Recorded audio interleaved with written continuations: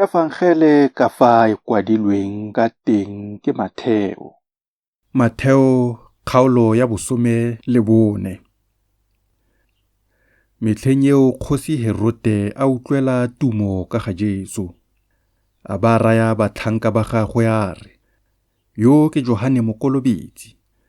O tsogile mo baswing. Ke ka moo dinonofo di itshupang mo go ene."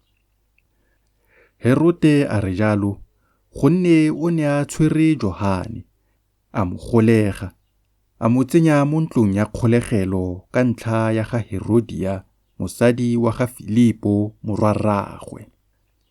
Gonne Johane o ne a mo reile a re, ga wa letlelelwa go nna naye. Mme le fa a ne a rata go mmolaya, a boifa batho, gonne ba ne ba mo kaya moporofeti. E rile ka letsatsi la botsalo jwa ga Herote, morwadia Herodia a bina fa pele ga bone, a kgatlha Herote. Ke ka moo a mo solofetsang ka ikano go mo naya se a tla se kopang le fa e ka nna eng. Mme ya re a sena go tlhotlhelediwa ke mmaagwe, a re, "Nna ya fano tlhogo ya ga Johane Mokolobetsi ka mogopo." Jaanong kgosi ya hutsafala. Mme ka ntlha ya maikano le ka ntlha ya ba ba ntseng nayo fa dijong, ya laela gore a e newe. A ba roma motlhanka go kgaola Johane tlhogo kwa ntlong ya kgolegelo. Mme tlhogo ya gagwe ya tsisiwa ka mogopo, ya newa moroetsana, mme ene a isa kwa go mmaagwe. Barutwa ba gagwe ba tla, ba tsaya seripa, ba se fitlha, ba be ba tla go bolelela Jesu. E rile ya utlwa, a tloga teng ka mokoro, a ya a le nosi felong gongwe kwa sekakeng. Mme ya re batho ba utlwa, ba mo latela ka dinao, ba tswa mo metseng.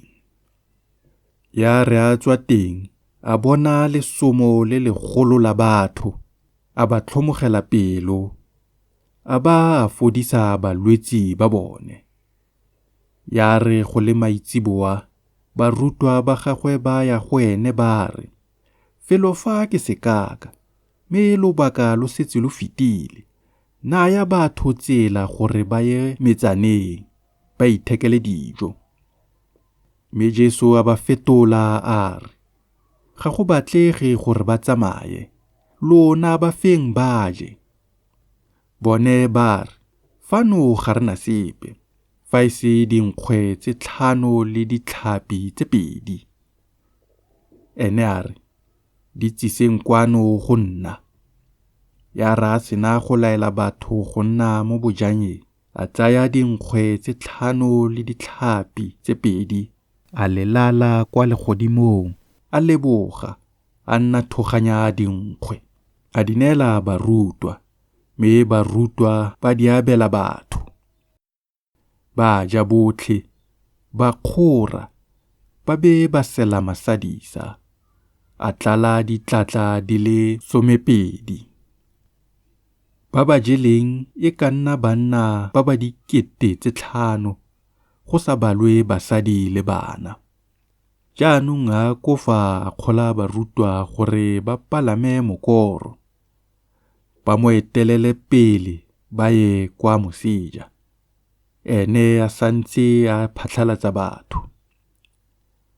E rile a sena go naya batho tsela, a tlhatlogela kwa thabeng a le esi go rapela. Ya re go le maitsiboa, a bo wa le teng a le esi. Mme mokoro wa bo setse o le mogare ga letsha, o tshwengwa ke makhubu, gonne ba ne ba tlhabaganye lephefo. Ya re ka tebelo ya bone ya bosigo, a tla kwa go bone, a tsamaya mo godimo ga letsha. Ya re barutwa ba mmona a tsamaya mo godimo ga letsha, ba tshoga ba re, "Ke sedimo," ba be ba kua ka ntlha ya poifo.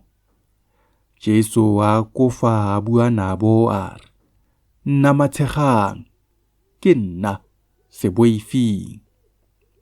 Petoro a mo araba a re, "Morena, fa e le wena, ntaolela gore ke tle go wena mo godimo ga metsi." Jesu a re, "Tlaya." Petoro a fologa mo mokorong, a tsamaya mo godimo ga metsi, a ya kwa go Jesu. Mme a re a bona phefo e thata, a boifa. Mme ka simolola go nwela, a go a re, "Morena nkinola." Jesu a kofa a ntsha letsogo, a mo tshwara, a mo raya a re, "Wena yo tumelo e potlana, o ne o belelelang?" Ya re ba sena go palama mokoro, phefo ya didimala. Mme ba ba mo mokorong ba mo bamela ba re, "Ammaruri o morwa Modimo." Ya re ba sena go tshela, ba fitlha kwa lefatsheng la Genesareta. Ya re banna ba felofo ba mo lemoga, ba romela mo tikologong eo yotlhe. Ke fa batho ba tsisa ba ba lwalang gwene, ba mo rapela gore ba ame kola fela ya kobo ya gagwe. Mme botlhe ba ba neng ba e ama ba fola.